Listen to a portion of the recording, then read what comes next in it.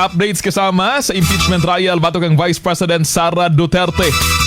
Kay daw duna na'y konklusyon sa balaod ang opening statement nga giluwatan ni Representative Leila de Lima sa pagtuki sa Article 1 or ang confidential fund sa impeachment case batok ang Vice President Sara Duterte. Rason nga gi-almahan kini sa Defense Counsel nga si Atty. Michael Poa. Kini atol sa ikinapulong adlaw sa impeachment trial kay gahapong adlaw July 29 adlaw nga Lunes or adlaw kasamang Miyerkules. Din giuyunan sab ni Senate Presiding Officer Cheese Escudero ang objection sa depensa o gimando nga tanggalon kini sa record. Ato maminaw pamahayag ni Representative Leila de Lima.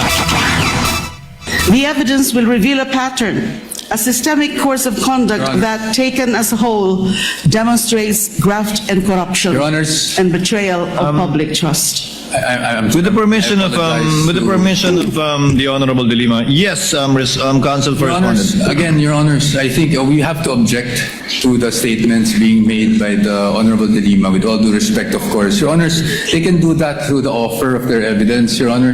Chair will instruct the Honorable De Lima to kindly limit her statements. I was listening intently in the beginning, it was okay, Honorable De Lima, but later on, you did make conclusions of law already, which the Chair orders to be stricken from the record.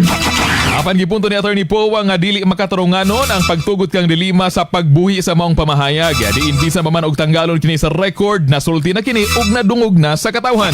Ato maminaw pamahayag ni Atty. Michael Poa.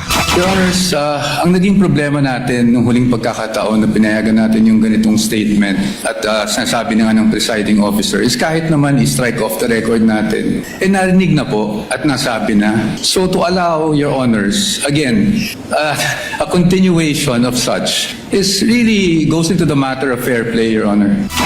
Tuyo sa pamangno nagpabiling concluding ang statement ni De Lima rason nga pugsano na kining gipa-undang sina Senador Escudero og dinhi na siya hingpit nga mihunong sa iyang opening statement. Minahon subling pag-object kang De Lima. Objection, Your Honor. Malinaw Again, ito. objection, Your Honor. Honorable De Lima, I would have to stop you. I would have to stop you at this point. The continuing objection of the respondent is duly noted. I would have to stop you at this point. And I have to my stop due now. apologies, but kindly call your witness already. Batok RMN.